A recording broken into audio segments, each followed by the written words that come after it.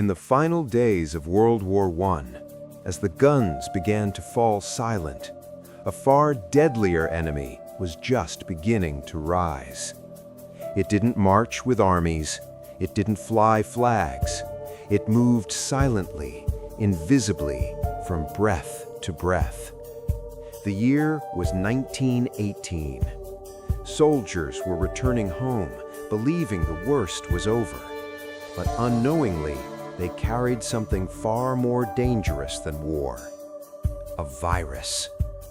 What would later be known as the Spanish flu pandemic would become one of the deadliest disasters in human history. It began quietly. A few cases here, a few fevers there. Nothing that seemed unusual in a world already exhausted by war. But then it spread. Through crowded barracks, across ships filled with soldiers, into cities already weakened by years of conflict. Within weeks, entire towns were infected. People woke up feeling normal, and by nightfall, they were struggling to breathe. Hospitals filled beyond capacity. Doctors stood helpless, overwhelmed, facing a disease they did not understand. And then came the fear, not of bombs, but of each other. Families stopped touching, streets emptied, masks appeared across the world. But it wasn't enough. The virus mutated.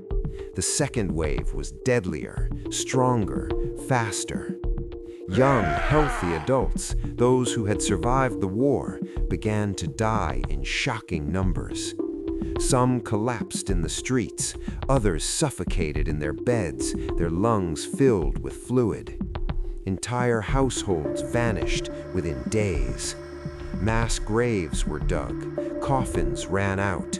In some places, bodies were left waiting with no one to bury them. The world was in chaos. Governments struggled to respond, information was limited, and in many countries, the truth was hidden to avoid panic. But the virus didn't care about borders. It didn't care about power.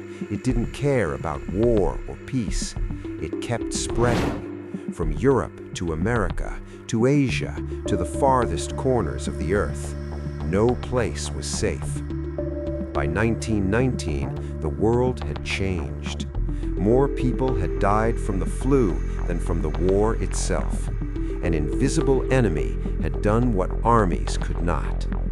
And then, just as suddenly as it came, it began to fade. The virus weakened, the waves slowed, and slowly life began to return. But the scars remained. Millions gone. Families broken, a world forever changed. The Spanish flu pandemic was not just a pandemic, it was a warning, a reminder that sometimes the greatest threats are the ones we cannot see. If you want to watch more high-quality documentary videos like this, make sure to subscribe to the channel. Don't forget to like and share this video with others.